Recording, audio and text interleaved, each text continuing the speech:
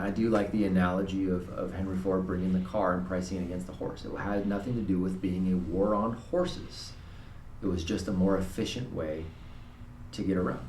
It was the next obvious evolution in doing what was right for humanity. It doesn't have to be a war on the old to build what makes sense as the new. What is working against us right now is that the old is seen as free.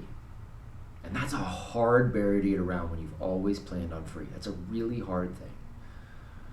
And the only thing I can say to that is if I realized that my kids had free access to food. I had never planned on paying for food for my children, ever. And that they had free access to food. I still had the ability to pay for food, but I didn't have to. They had it for free. And at one point, I learned that each bite of that food, there was just a little tiny bit of poison that was in there. I'd go to any length to do whatever I needed to do to make sure that they were getting food that wasn't poisoned, no matter how much that shook me up.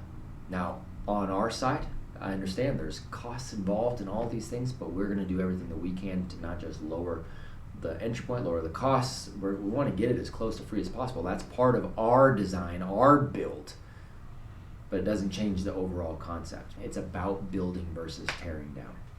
It has to be.